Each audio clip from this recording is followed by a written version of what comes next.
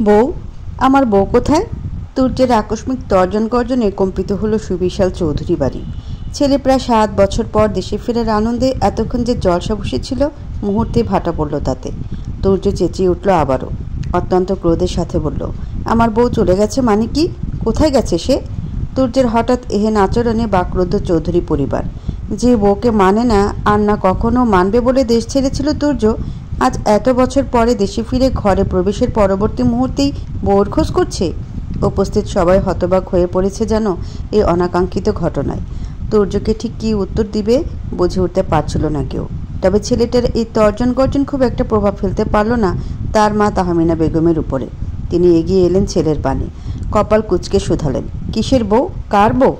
তুর্য যেন অবাক না হয়ে পারল না। কার বউ মানে কি? তুর্য কপাল টান টান করে জবাব দিল, অবশ্যই আমার বউ। সেটাই তো, তোমার বউটা এলো কোথা থেকে? তুর্য কপাল কুঁচকালো, থমথমে কণ্ঠে বলল, মা মজা করো না তো, আমার বউকে বের করে আনো। তাহমিনা বেগম দাঁতে দাঁত চাপলেন, তীক্ষ্ণ কণ্ঠে বললেন, কোনো বউ নেই। মানে কি মা? আমার স্পষ্ট মনে আছে, আমার আজ থেকে 7 বছর আগে বিয়ে হয়েছিল। সেই অনুপাতে আমার এখন ছোটোখাটো মুরগির বাচ্চার মতো একটা বউ থাকার কথা। সে বউ কোথায় আমার? সে বিয়ে তুমি তখন মানোনি, তাই তো কবুল বলার পর মুহূর্তে বউর মুখ না দেখি বিয়ের আসর ছেড়েছিলে। আর তারপর দেশ। তুর্যের মুখখানে কিছুটা অস্থিরতা প্রকাশ পেল, তবে কণ্ঠে স্বাভাবিকতা বজায় রেখেই বলল, তাই বলে তো আর বিয়েটা মিথ্যে হয়ে যাবে না। বিয়ে যখন করেছিলাম তখন সে আমার বউ। তাছাড়া তখন বিয়ে মানিনি, এখন মানছি। আমার বউকে আমার কাছে ফেরত দাও। তখন যেহেতু মানোনি, এখনও মানার দরকার নেই। ধরে নাও তোমার বিয়েই হয়নি। বিস্ময়ে তুর্যের চোয়াল ঝরে পড়ল। একজন বিবাহিত পুরুষকে তার মা কি সুন্দর অবলীলায় বলল, ধরে নাও বিয়েই হয়নি। এ কেমন কথা? তুর্য গম্ভীর কণ্ঠে বলল, পারবো না, বউ লাগবে আমার। এত বছর তো লাগেনি, এখন কী কারণে বউ লাগবে? তুর্য চোখ ছোট ছোট করে তাকালো মায়ের পানে, নির্লিপ্ত কণ্ঠে বলল, তোমাকে আব্বুর যে কাজে লাগে আমারও আমার বউকে এখন সেই কাজেই লাগবে। ছেলের এহেন লাগামহীন কথার দাপটে পাশে সোফায় বসে থাকা মোজাম্মেল চৌধুরী কেসে উঠলেন খুব খুব করে। ছেলেটা তার ছোটবেলা থেকে নির্লজ্জ, লাগামহীন, জেদি এবং রাগচটা ধাঁচের। তাই তো ছেলেটাকে বেঁধে ফেলতে ওই বয়সে বিয়ে করেছিলেন, কিন্তু হলো কি? হিতে বিপরীত। এখন তা আবার এই ছেলে এত বছর বিদেশে কাটিয়েছে, নিশ্চয়ই নির্লজ্জতায় উচ্চতর ডিগ্রি নিয়ে এসেছে। তপ্ত নিঃশ্বাস ফেললেন তাহমিনা বেগম, শক্ত কণ্ঠে বললেন, আমরা তোমাকে পৃথার সাথে বিয়ে দিয়েছিলাম ওদের পরিবারের সাথে আমাদের সম্পর্কটা মজবুত করার উদ্দেশ্যে। তুমি ভালোভাবেই জানো ওর মা আর আমি সেই ছোটোবেলা থেকে খুবই ভালো বান্ধবী ছিলাম। খুব ইচ্ছে ছিল ওর সাথে সম্পর্কটা দৃঢ় করার, নয়তো একজন 20 বছরের তরতাজা যুবকের সাথে মাত্র 10 বছরের একটা বাচ্চা মেয়ের বিয়ে দেওয়ার কোনো ইচ্ছে আমার ছিল না। কিন্তু তুমি বিয়েটা মানতে পারলে না। ভয় দেখিয়ে কবুল বলানোর পর মুহূর্তে বিয়ের আসর ত্যাগ করলে। বাচ্চা মেয়েটার মুখটা পর্যন্ত দেখলে না। এইটুকু বলে থামলেন তাহমিনা বেগম, আবার বললেন, বিয়ের আসর ছাড়ার আগে একটা মুহূর্তের জন্য ভাবলে না তোমার এমন পদক্ষেপে ওই বাচ্চা মেয়ের উপরে কী নেমে আসবে? আমাদের সমাজ মোটেই ভালো নয়। তারা বিবাহের পর স্বামীর ছেড়ে যাওয়া স্ত্রীকে মোটেই ভালোভাবে দেখে না। হয়তো পৃথা ছোট ছিল, তবে ওর উপরেও তোমার পদক্ষেপে আজ আসতে শুরু করেছিল। মেয়েটা বাইরে বের হতে পারতো না, কেউ খেলতে নিত না, মানুষ তিরস্কার করত। ধীরে ধীরে শুধুমাত্র তোমার কারণে ওদের সাথে আমাদের সম্পর্কের অবনতি হয়। আর ওর পরিবার চায়নি ওর উপর এই ঘটনার বিশাল কোনো আঁচ আসুক। ভুল বলো আর অন্যায় বলো আমাদের বড়দের ছিল, ওই ছোট্ট মেয়েটার তো ছিল না। এমনকি তখন ও বিয়ের মানেটাও ততটা বুঝে উঠতে পারেনি। মেয়েটা ছোট ছিল, তাই ওর সাথে ঘটা কঠিন বিষয়গুলো বোঝার আগেই ওরা এলাকা ছাড়লো। তোমার বিদেশে পাড়ি দেওয়ার 6 মাসের মাথায় ওরাও অন্যত্র চলে গেল। মায়ের সব কথা শুনে একটু নরম হলো তুর্য, শান্ত কণ্ঠে বলল, কোথায় গেছে ওরা? আমাদের জন্য এলাকা ছেড়েছে নিশ্চয়ই, আমাদের বলে যাবে না কোথায় গেছে? থামলেন তাহমিনা বেগম, আবার বললেন, দেখো ভুল যা করেছি আমরা বড়রা, এখানে তোমারও কোনো দোষ নেই। তুমি তখন বলেছিলে বিয়েটা তুমি করতে চাও না, কিন্তু আমরা শুনিনি, জোর করেছি। আমরা আমাদের ভুলের জন্য অনুতপ্ত এবং তোমার কথাই মেনে নিয়েছি। গোপনে বিয়ে হয়েছিল, আবার গোপনে এই বিয়েটা 2 পরিবারই ভেঙে দিয়েছি এক প্রকার। শুধু বাকি রয়েছে তালাকটা। তা পৃথার বাবা বলেছেন মেয়ে প্রাপ্তবয়স্ক হলে নিজ দায়িত্বে তালাক নিয়ে নেবেন। সুতরাং এই বিষয়ে আর ঝামেলা করো না। যে বিয়ে তুমি কখনো মানোনি সেই বিয়ে নিয়ে চোটপাট দেখিও না। তালাক শব্দটা কর্ণে পৌঁছাতে বুকটা ছ্যাদ করে উঠল তুর্যর। যে বউর জন্য এতকাল অপেক্ষা করেছে, এতকাল ছটফটিয়ে মরেছে, সে বউকে কিনা তালাক দিবে?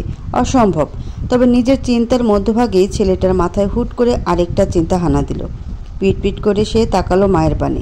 সন্ধিহান সুরে বলল, আচ্ছা তুমি আবার কোনোভাবে আমার থেকে পৃথাকে লুকিয়ে রাখোনি তো মা? তুর্যের এহেন কথায় বেজায় বিরক্ত হলেন তাহমিনা বেগম। এত কিছু বুঝিয়ে বলার পরও ছেলে কেমন উদ্ভট প্রশ্ন করছে। তিনি তো এতকাল জানতেন ছেলে কোনোদিন এই বিয়ে মানবে না, তাই তো বিদেশ গিয়ে ঘাপটি মেরে রয়েছিল। তাহলে পৃথাকে লুকিয়ে রেখে তার কি লাভ? ছেলের কথার উত্তর দিলেন না তাহমিনা বেগম। কপাল কুঁচে বিরক্তিকর ভঙ্গিতে দাঁড়িয়ে রইলেন। তুর্য মায়ের থেকে চোখ ঘুরালো, গম্ভীর কণ্ঠে বলল, আরুষ। তুর্যের এমন ভয়ঙ্কর গম্ভীর কণ্ঠে কেঁপে উঠল আরুষ। ছেলেটা তুর্যের অ্যাসিস্ট্যান্ট। আজ প্রায় 2 বছর ধরে আরুষ রয়েছে তুর্যের সাথে। এর মধ্যে সহস্রবার তুর্যকে রেগে যেতে দেখেছে সে, কিন্তু এতটা চোটপাট করতে দেখেনি। আরুষ কম্পিত কণ্ঠে বলল, জি স্যার, আমার বউকে খুঁজে বের কর। আরুষ মাথা চুলকালো, আমতা আমতা করে বলল, আমি তো ম্যামকে চিনি না স্যার, যদি একটু বিস্তারিত বলতেন। আরুষের কথায় বিরক্ত হলো তুর্য, কপালে ভাঁজ ফেলে বলল, আমার বউর নাম পৃথা ইসলাম। আর তার থামলো তুর্য, মায়ের দিকে তাকিয়ে বলল, আমার বউয়ের রাজাকার বাপটার নাম জানো কি মা? জানি না। তুর্যের মুখশ্রী গম্ভীর রূপ ধারণ করলো। মায়ের দিক থেকে চোখ ঘুরিয়ে সে তাকালো বাবার পানে। ছেলের দৃষ্টি নিজের ওপর পড়ার সাথে সাথে অন্যদিকে ফিরলেন মোজাম্মেল চৌধুরী। তুর্য ভ্রু কুচকালো, বাবার দিক থেকে দৃষ্টি ঘুরিয়ে তাকালো মেজো চাচা আব্বাস চৌধুরী আর ছোট চাচা আনিক চৌধুরীর পানে। তারাও দ্রুত চোখ ঘুরিয়ে তাকালো অন্যদিকে। এরপর আবারও দৃষ্টি ঘোরালো সে। চাচি আর ঘরের ভাই বোনদের উপরে দৃষ্টি নিক্ষেপ করার আগেই দেখলো সব হাওয়া। দাঁতে দাঁত চাপে তুর্য কটমট করে বলল, এই এরা আমার পরিবার মোটেই না। এরা একটা বিশ্বাসঘাতকের গোডাউন। ঘসেটি বেগমের শিষ্য। এরা সবাই মিলে ষড়যন্ত্র করে আমার বউকে আমার থেকে দূরে সরিয়ে রেখেছে। আমার মুরগির বাচ্চার মতো বউটাকে তার রাজাকার বাপের হাতে তুলে দিয়ে আমাকে বউছাড়া করেছে। সব কটাকে আমি দেখে নিব, সব বিশ্বাসঘাতকের দল। এইটুকু বলে থামলো তুর্য। আদেশে সুরে বলল, যত দ্রুত সম্ভব আমার বউকে খুঁজে বের কর আরুষ, নয়তো তোকে আমি পচার নর্দমায় গোসল করাবো। কথাটা বলেই ধূপধাপ পা ফেলে সিঁড়ি বেয়ে নিজ কক্ষের দিকে এগিয়ে গেল তুর্য। আরুষ বেচারা পড়ল মহাবিপদে। এখন সে কিভাবে তুর্যের বউকে খুঁজে বের করবে? এত বড় বাংলাদেশে শুধু নাম দিয়ে কাউকে খুঁজে বের করা যায়? কি এক যন্ত্রণা! তুর্য ধূপধাপ পা ফেলে নিজের কক্ষে এলো। ক্রোধে শরীর জ্বলছে ভীষণ, সাথে অন্তরও পড়ছে। ঠিক কতটা আশা নিয়ে সে ফিরে এসেছিল দেশে।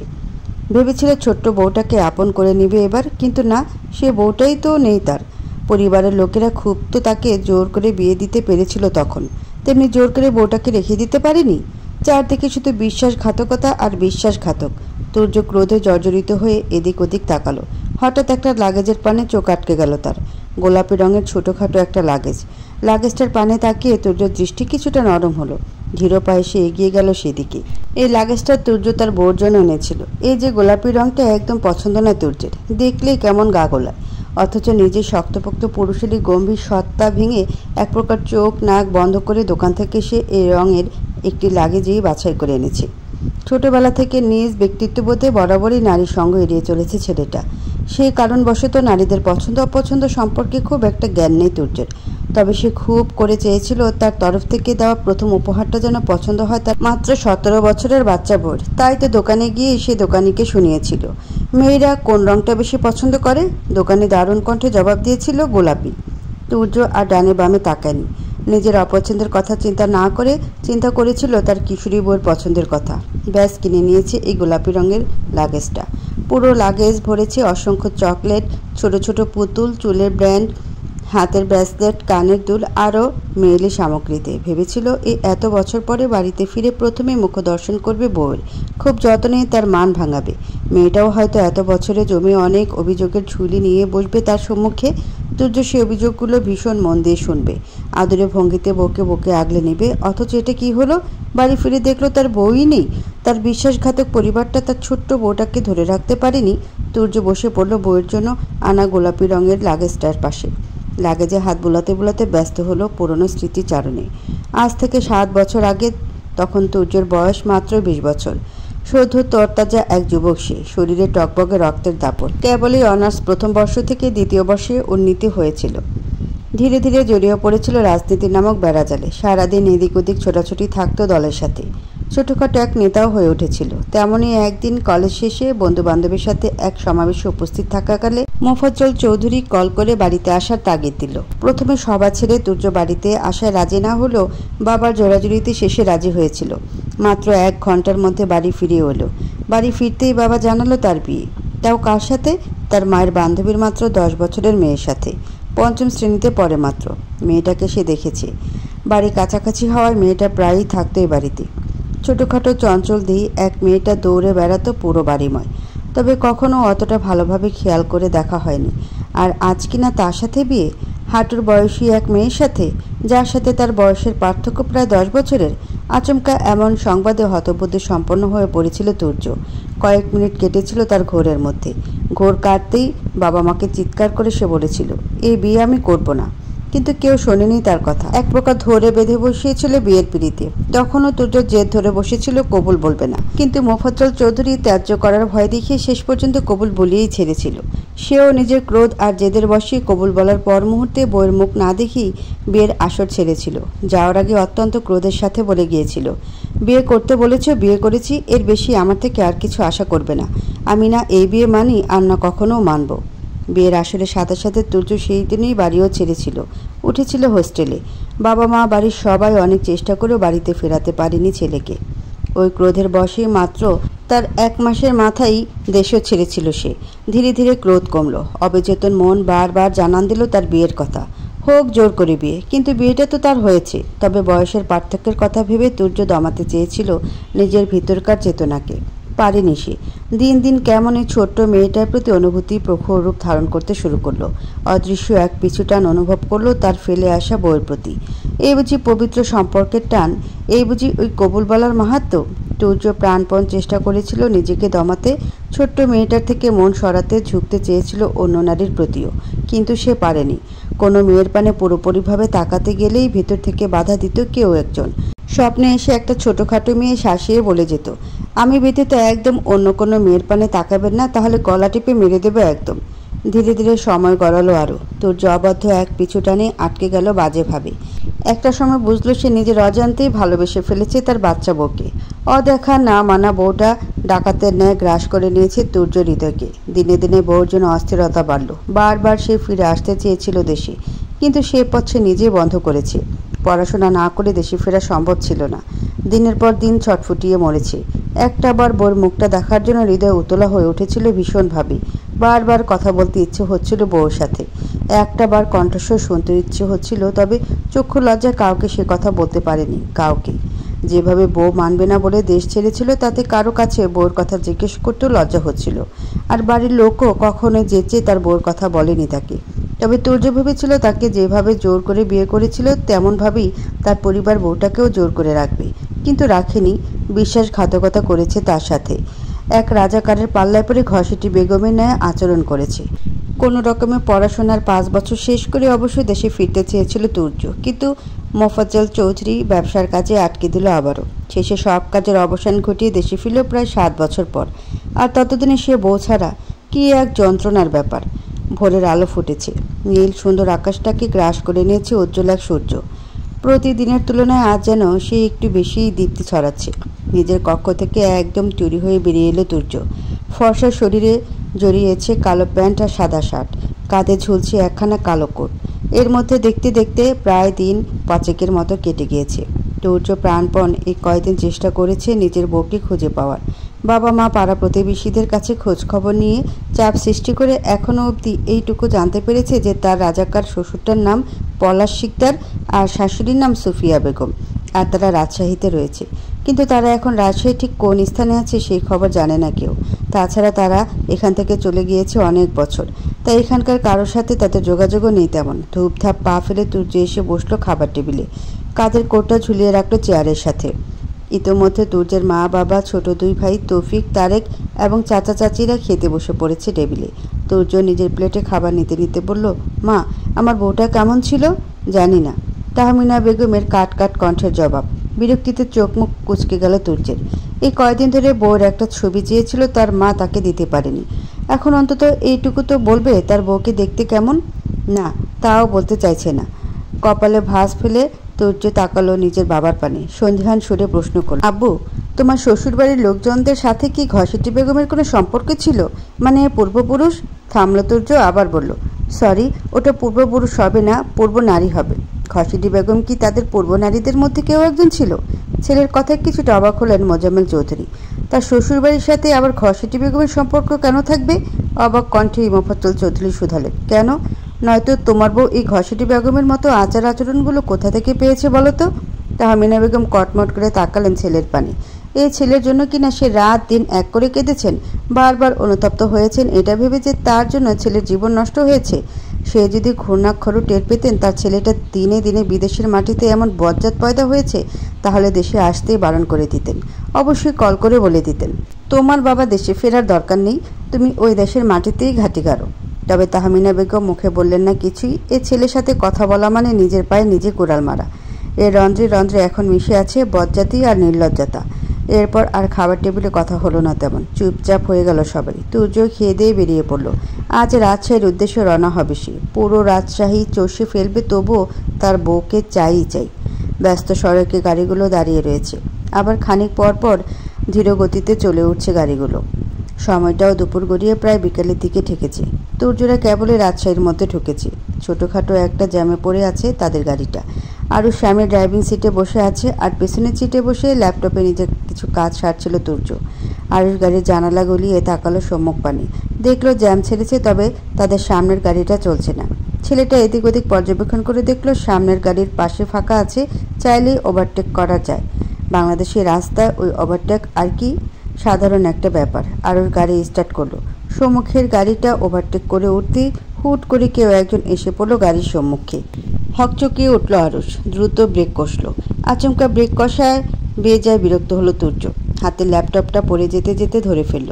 কপালে ভাঁজ ফেলে উদ্যত হলো কিছু শক্ত কথা বলতে, তবে সম্মুখ ভাগের অবস্থা অবলোকনে আর কিছু বলল না। বিরক্তি ভঙ্গিতে আবারও দৃষ্টি নিক্ষেপ করলো ল্যাপটপে।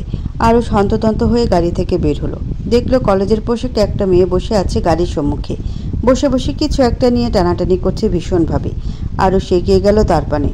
অপরাধী ন্যায় বলল, দুঃখিত, আমি বুঝতে পারিনি। মেয়েটা চোখ তুলে তাকালো আরুষের পানে।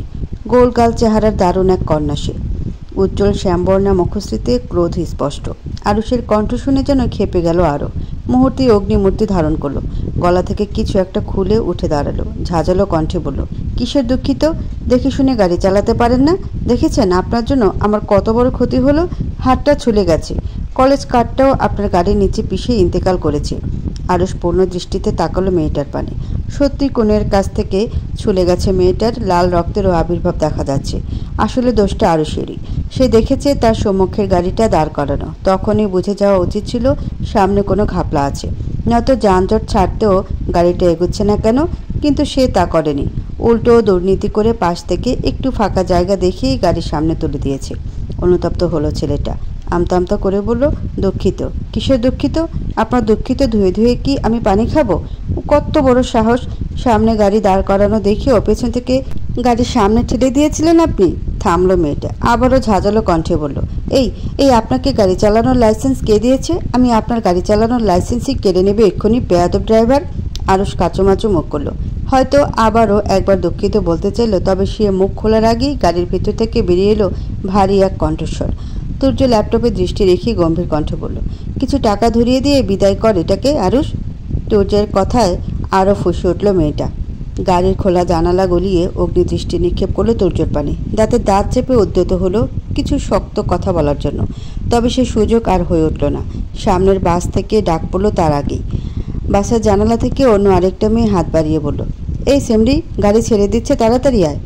মেয়েটা আর কথা বাড়ালো না। তীব্র সুচালো দৃষ্টিতে শেষ একবার সে তাকালো তুর্য এবং আরুষের পানে, যেন দৃষ্টি দিয়েই বুঝিয়ে গেল, তোদের আমি দেখে নেব, সাহস থাকলে আমার সামনে পড়িস আবার।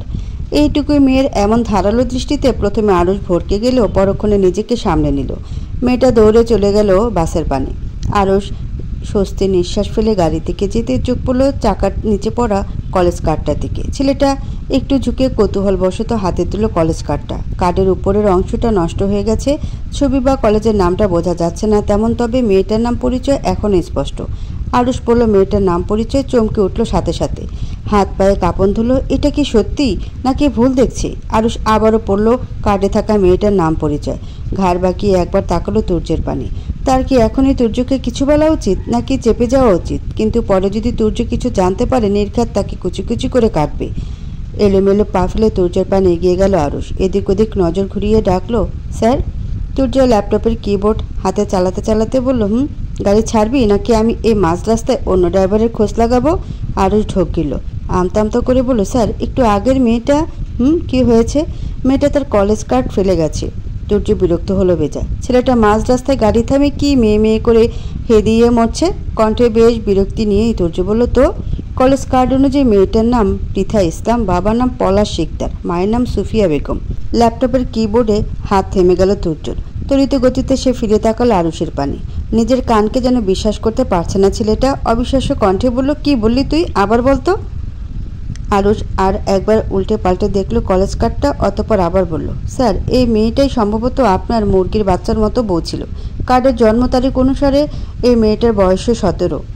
সূর্য নিজের কোল থেকে ল্যাপটপটা পাশে রাখলো দ্রুত। হুড়মুড়িয়ে গাড়ি থেকে নেমে দাঁড়ালো। ব্যস্ত ভঙ্গিতে আশেপাশে দৃষ্টি নিক্ষেপ করলো। অস্থির কণ্ঠে শুধালো, কোথায় আমার বউ কোথায়? আরুষ হাত দিয়ে সম্মুখের দিকে একটা চলন্ত বাস দেখিয়ে দিল। মিনমিনিয়ে বলল, আপনার বউ ওই বাসে চলে গেছে স্যার। সূর্য তাকালো বাসের পানে, কপাল কুঁচকে বলল, তাহলে তুই এখানে এখনো দাঁড়িয়ে আছিস কেন হাম্মক? তাড়াতাড়ি বাসটার পিছনে। আরুষ ব্যস্ত পায়ে গাড়িতে উঠে বসলো। সূর্য উঠে বসতেই গাড়ি স্টার্ট দিল। ছুটে চলল বাসটার পিছু পিছু। কিন্তু হায়, ভাগ্য বুঝি এবারও সহায় হলো না। কিছুটা দূরে গিয়েই আবার জ্যামে পড়ে বাসটা হারিয়ে ফেলল সূর্য আর আরুষ। হতাশ হলো সূর্য।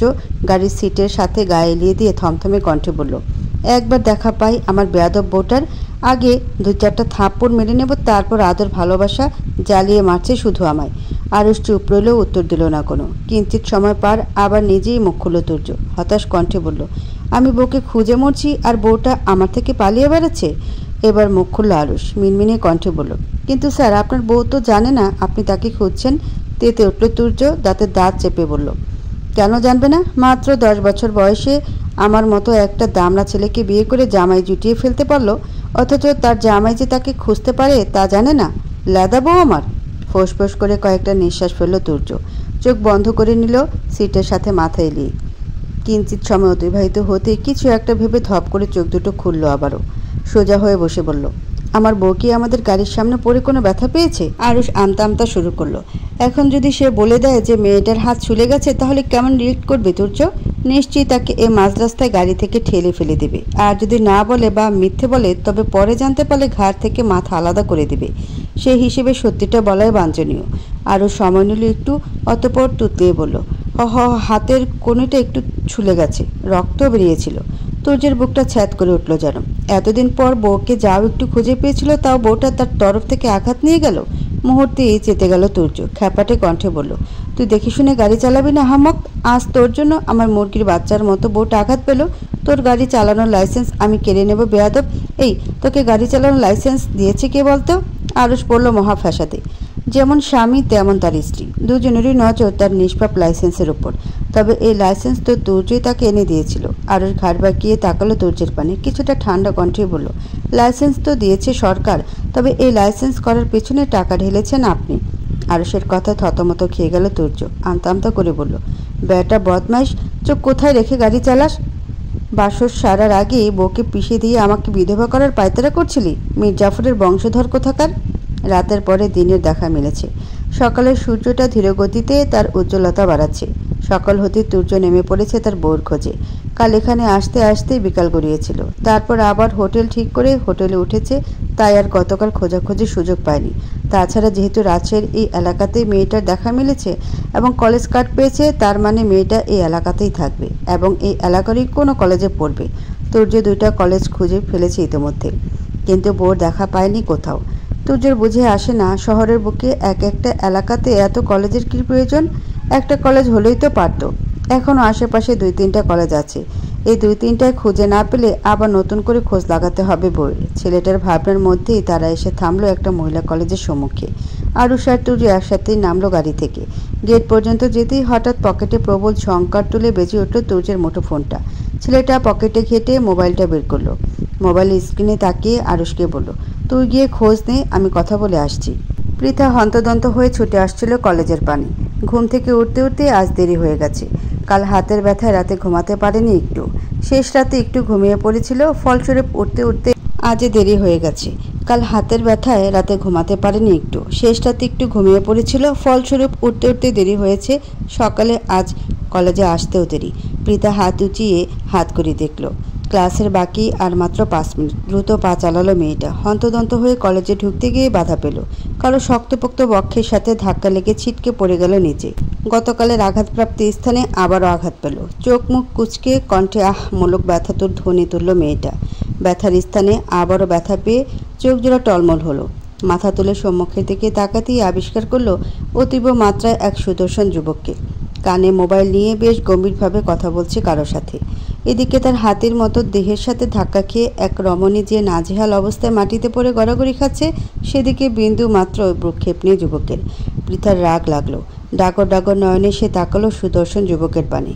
কালো প্যান্টের উপরে শক্তপোক্ত পুরুষালী শরীরে শুভ্র রঙা একখানা শার্ট জড়িয়েছে যুবক। গলার কাছে একখানা কালো চশমা ঝুলন্ত। পৃথা তাকালো লোকটার মুখপানে। একটু বেশি ফর্সা মনে হচ্ছে ছেলেটাকে, কেমন ইংরেজদের মতো। ফর্সা গালে আবার গাঢ় কালো চাপদারের স্থান। কিঞ্চিত মাত্রায় বড় চুলগুলো পিছনের দিকে ঠেলে রাখা। পৃথার ভ্রু কুঁচকে এলো। লোকটাকে কোথায় যেন দেখেছে মনে হচ্ছে। হ্যাঁ, এ তো গতকালকার সেই লোক যে লোকের গাড়ির সাথে ধাক্কা লেগেছিল পৃথার।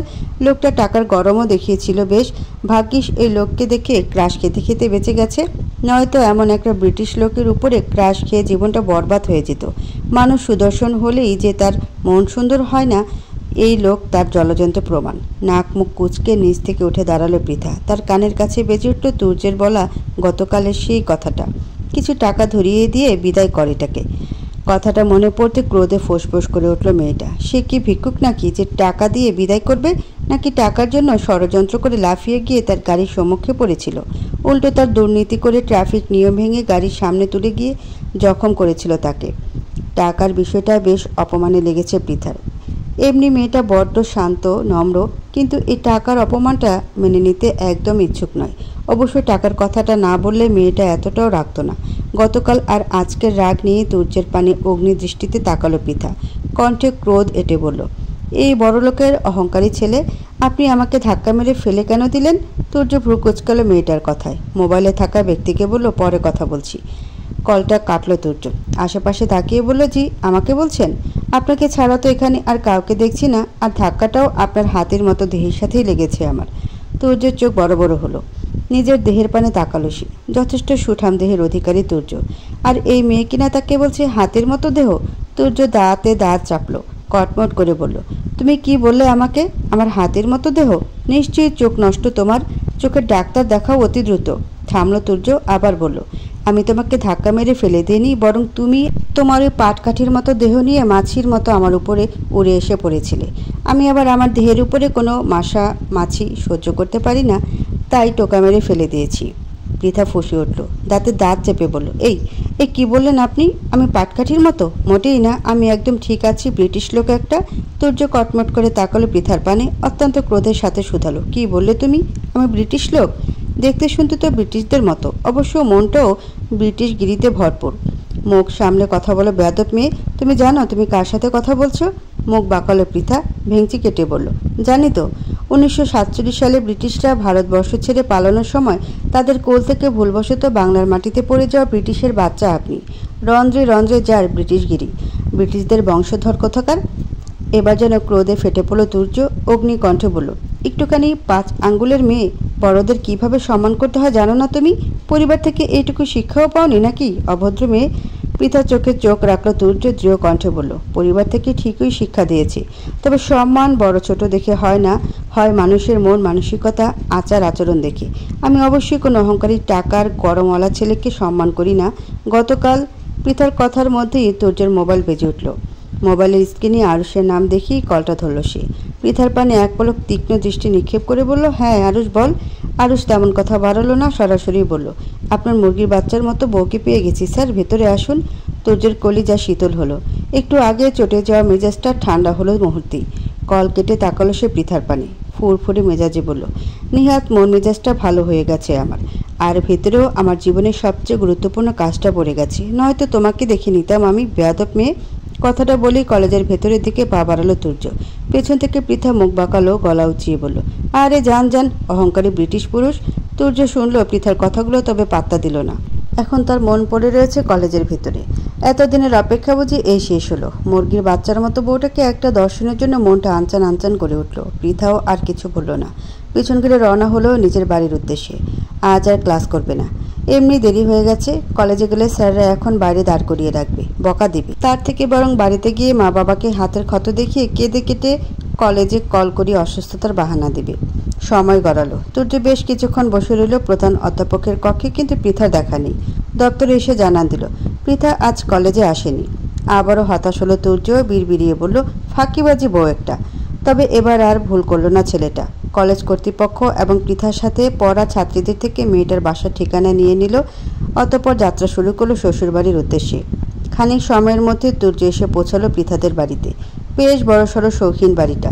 তুর্য ওষ্ঠ বাঁকিয়ে হাসলো, আরুষের পানে তাকিয়ে বলল, নিশ্চয়ই আমার রাজাকার শ্বশুর আমার মুরগির বাচ্চার মতো বউটাকে আটকে রেখে রাজাকারের মতো এর ওর টাকা মেরে দিয়ে এত সুন্দর বাড়িটা করেছে। আরুষ প্রত্যুত্তর করলো না কোনো। এমনিও তুর্যের এই কথার পরিপ্রেক্ষিতে কি বলা উচিত জানা নেই তার। তুর্য এগিয়ে গেল পৃথাদের ঘরের দরজার সম্মুখে। কলিং বেল বাজাতে হাত বাড়িয়েও ফিরিয়ে নিল। নিজেকে একবার ভালোভাবে পর্যবেক্ষণ করে নিল যে সব পরিপাটি আছে কিনা। প্রথমবার শ্বশুরবাড়িতে এসেছে, যদি সকলের নজরেই না কাটতে পারে তবে এত সুদর্শন হয়ে লাভ কি। নিজের পর্যবেক্ষণেও সন্তুষ্ট হলো না ছেলেটা। আরুষের পানে তাকিয়ে প্রশ্ন করলো, সব ঠিক আছে তো আরুষ? আরুষ আপাত মস্তক পর্যবেক্ষণ করলো তুর্যর, অতঃপর হাসি মুখে বলল, একদম স্যার। তুর্য আশ্বস্ত হলো, হাত বাড়িয়ে বাজালো কলিং বেলটা। মিনিট খানেকের মধ্যে একজন যুবক এসে দরজাটা খুলল। নম্র কণ্ঠে তুর্যকে প্রশ্ন করলো, জি আপনারা কারা আর কাকে চাই? এটা পলাশ শিকদারের বাড়ি না? জি। উনি কি বাড়িতে আছেন? হ্যাঁ, আপনারা ভিতরে আসুন। তুর্য আরুষকে নিয়ে ভিতরে ঢুকলো। ছেলেটা তাদের দুজনকে বসতে বলে একটু গলা উঁচিয়ে ডাকলো পলাশ শিকদারকে। বলল, বাবা তোমার সাথে দেখা করতে কারা যেন এসেছে। পলাশ শিকদার নিজের কক্ষে ছিলেন। কেউ তার সাথে দেখা করতে এসেছে শুনেই কক্ষ থেকে বাইরে এলেন। বসার কক্ষে ঢুকতে ঢুকতে বললেন, কই কারা এসেছে? তুর্য বসা থেকে উঠে দাঁড়ালো, ভালোভাবে তাকালো পলাশ শিকদারের পানে।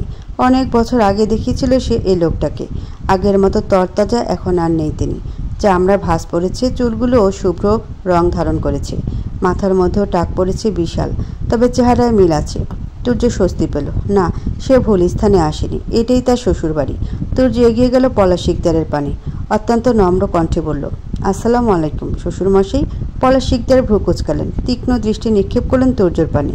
ছেলেটাকে বোধহয় চিনলেন না তিনি। আবার শ্বশুর বলে সম্বোধন করছে। পৃথা ছাড়া তো কোনো মেয়ে নেই তার, তাহলে এই ছেলে শ্বশুর সে কিভাবে হলো?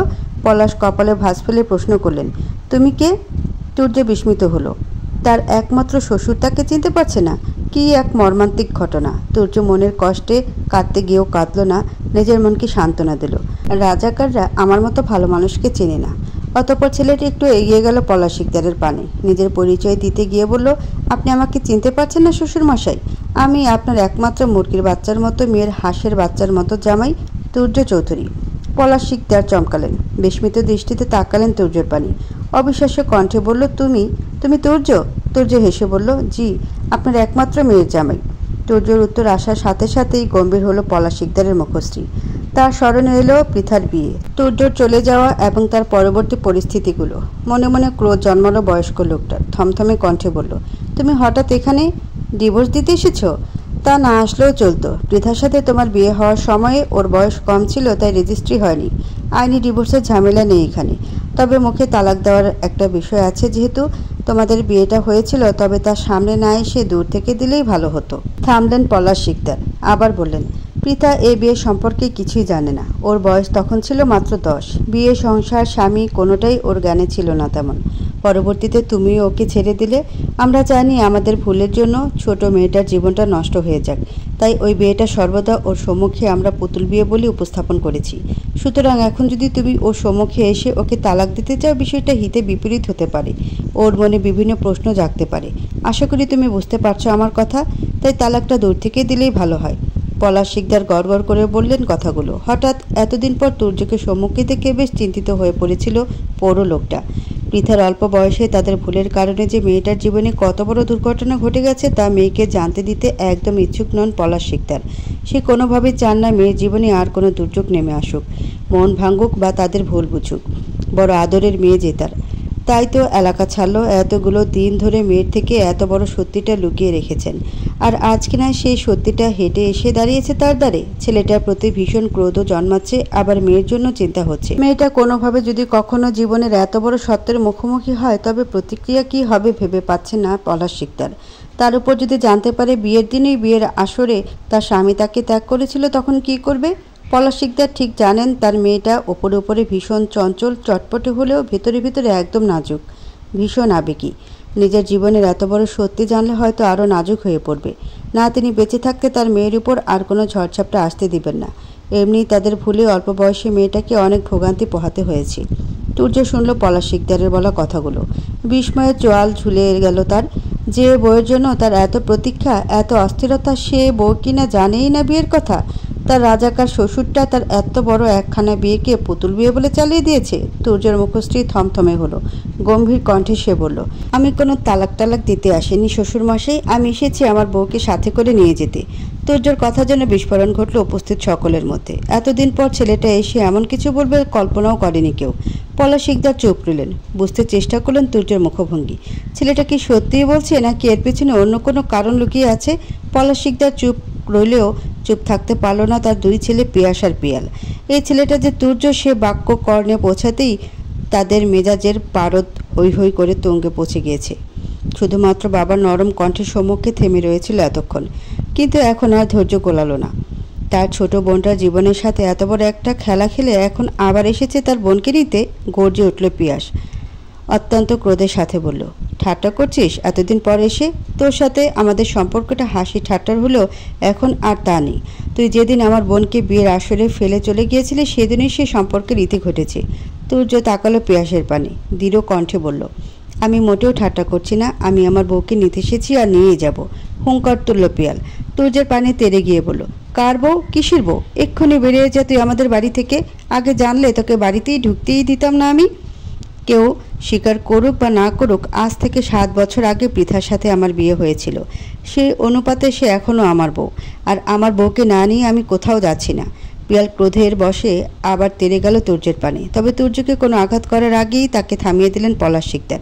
থমথমে কণ্ঠে সে সূর্যকে বললেন, সে কথা তোমার সেদিন ভাবা উচিত ছিল যেদিন আমার মেয়েকে বিয়ের আসরে ফেলে গিয়েছিলে। তাছাড়া সেদিন তো বেশ বড় মুখ করে বলেছিলে এই বিয়ে তুমি মানো না, তাহলে আজ কি হলো? সূর্যের মুখশ্রীতে অপরাধী ভাব ফুটে উঠল। নত কণ্ঠে সে বলল, আমি সেদিন ভুল করেছিলাম, আমি জানি। সে ভুলে প্রায়শ্চিত্তই করতে এসেছি আজ। আমি সবটা মেনে পৃথাকে নিজের স্ত্রীর মর্যাদা দিতে চাইছি, কিন্তু আমি আমার পুরনো ভুলের পুনরাবৃত্তি করতে চাইছি না। আর আমি আমার মেয়েকে কখনোই আর তোমার হাতে তুলে দেব না। তুমি এখন আসতে পারো। ভিতরে ভিতরে ক্রোধে ফেটে পড়ল সূর্য। ভীষণভাবে বলতে ইচ্ছে হলো, আমার বউকে আমি নিয়ে যাব, আপনি বাধা দেওয়ার কে? তবে মুখে কিছুই বলল না ছেলেটা। হাজার হলেও এটা তার শ্বশুর মশাই। তারপর আজ প্রথম দিন শ্বশুর বাড়ি এবং শ্বশুরের মুখোমুখি হয়েছে সে। এদের সম্মুখে নিজের ক্রোধ প্রকাশ করে আর খারাপ হতে চাইল না। এমনি বিগত দিনে কম ভুল সে করেনি। ওষ্ঠ টেনে জোরপূর্বক হাসল সূর্য। চোখ মুখে নিরীহ ভাব ফুটিয়ে তুলে বলল, দয়া করে আমার সাথে এমন রাজাকারদের মতো ব্যবহার করবেন না শ্বশুরমশাই। আমি আমার ছোটোখাটো মুরগির বাচ্চার মতো বউটাকে ছাড়া একদম ভালো নেই। আমার বউটাকে দয়া করে আমাকে দিয়ে দিন, আমি চলে যাই। পলাশ শিকদার হতভম্ব হলেন। এই ছেলে নির্লজ্জের মতো এসব কী বলছে? ছোটবেলা থেকে যতদূর ছেলেটাকে তিনি দেখেছিলেন তাতে জানতেন সূর্য রাগচাটা গম্ভীর জেদি ছেলে। এখন তো দেখা যাচ্ছে এ ছেলে নির্লজ্জ ভীষণ। ভাগ্যে সেদিন সূর্য বিয়ের আসর ছেড়ে চলে গিয়েছিল আর বিয়ে মানবে না বলেছিল, নয়তো এই নির্লজ্জটা আজ মেয়ে জামাই হিসেবে তার গলায় বিঁধে থাকতো। অবশ্য না বিধে বাকি রয়েছে কোথায়? এখনও যেহেতু তালাক হয়নি, তার মানে এই নির্লজ্জটা এখনও তার মেয়ের জামাই। ফোঁস করে একটা নিঃশ্বাস ছাড়লেন পলাশ শিকদার। থমথমে কণ্ঠে বললেন, বেয়াদব। একদম ঠিক বলেছেন শ্বশুরমশাই। আমার মুরগির বাচ্চার মতো বউটাকে ছাড়া আমি দিন দিন বেয়াদবে পরিণত হচ্ছি। আমার ভিতরে একটু আদব ফিরিয়ে আনতে হলো। আমার বউটাকে আমায় ফিরিয়ে দিন আপনি, একটু দয়া করুন আমার ওপর। পলাশ শিকদার হয়তো বলতে চাইলেন কিছু একটা, কিন্তু তার আগে পিয়াস মুখ খুলল। বাবার পানে তাকিয়ে বলল, এটাকে এখনও সহ্য করছো কেন বাবা? এটাকে তাড়াতাড়ি বের করে দাও বাড়ি থেকে। পৃথা একটাবার এই সম্পর্কে কিছু জানতে পারলে কি হবে ভেবে দেখেছ? পিয়াসের কথায় দাঁতে দাঁত চাপল সূর্য। বিড়বিড়িয়ে বলল, আগে তো ভেবেছিলাম শুধুমাত্র রাজাকার শ্বশুর মশাই আমার মুরগির বাচ্চার মতো বউটাকে আটকে রেখেছেন। এখন তো দেখছি রাজাকারের সাথে দুটো আলবদর আল সামসও যুক্ত আছে। আরুষ পাশেই ছিল, তাই সূর্য বিড়বিড়িয়ে কথাগুলো বললেও সে বেশ ভালোভাবে শুনেছে সবটা। ছেলেটা একটু ঝুঁকে গেল সূর্যের পানে, ফিসফিসিয়ে বলল, এখন শুধু মোহাম্মদ আলী জিন্না, ইয়াহিয়া খান আর ভুট্টুই বাকি আছে স্যার। তারা চলে আসলেই 16 কলা পূর্ণ।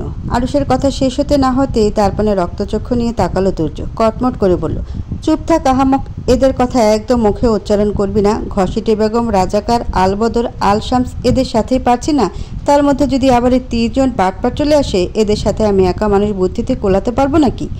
আরুষ আমতা আমতা করলো, কিছুটা ভয়ার্থ কণ্ঠে বলল, তবুও স্যার, সবাই যখন এসেছে এরাও যদি চলে আসে।